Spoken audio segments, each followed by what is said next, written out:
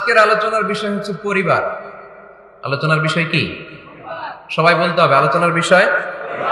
আমাদের পরিবার আছে না? পরিবার হচ্ছে শান্তির নীড়। যার পরিবার নাই সে নীড়হারা পাখির মতো, ঠিক কিনা? এর সেবা করার কেউ নাই, এর খোঁজ খবর নেয়ার কেউ নাই, একে ভালোবাসার কেউ নাই। পরিবারের ভেতরে আছে ভালোবাসাবাসী, পরিচর্যা, অসুস্থ হলে সেবা শুশ্রূষা, যত্ন আত্মী। আমরা একটা প্রশান্তির জায়গা খুঁজে পাই পরিবারের ভেতরে, ঠিক কিনা? এজন্য আমি যদি জান্নাতে যাই, আমি চাই আমার পরিবারের সবাইকে নিয়ে যাব, ঠিক কিনা? নাকি আপনারা একা একা জান্নাতে যাবেন? একা একা জান্নাতে যেতে চান কারা কারা? দেখি হাত তুলেন। হ্যাঁ, ওই যে হাত তুলছে একজন। একা একা যাইতে আয় বালা না, একা একা যাওয়া যাবে না, আমরা সবাই মিলে যাবো ইনশাআল্লাহ। পড়েন।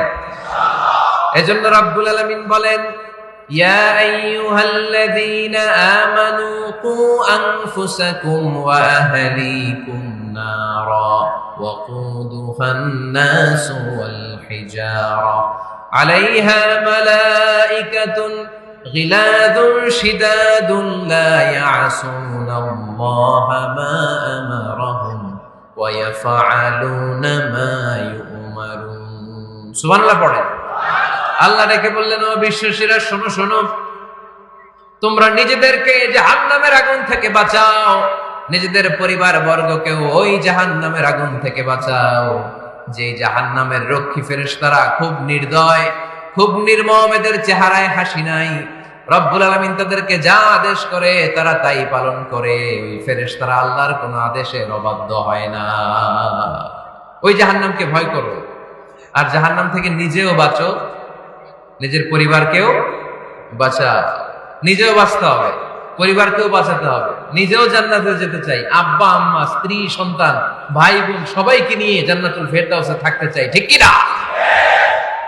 এজন্য রব্বুল আলামিন বিশ্বনবীকে আদেশ করলেন, ওয়া'মুর আহলাকা বিস-সালাতি ওয়াসতাবির আলাইহা। ও নবী, আপনি আপনার ফ্যামিলির সদস্যদেরকে সালাতের আদেশ করেন এবং নিজেও সালাত পালনে সচেষ্ট হন। একা একা সালাত পালন করলে হবে না, আপনার পরিবারের সবাইকে আপনি মুসল্লি বানান।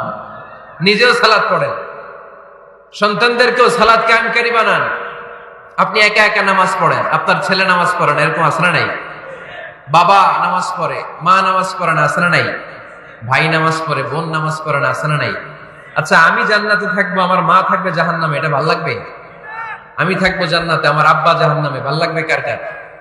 আমি থাকবো জান্নাতে, আমার ছেলে মেয়েগুলো জাহান্নামে। আমি জান্নাতের নাজ নিয়ামত ভোগ করবো, আমার স্ত্রী থাকবে জাহান্নামের আগুনে, এটা আমাদের ভালো লাগবে? এজন্য মুমিন পরিবারের সবাই আমরা জান্নাতে যেতে চাই।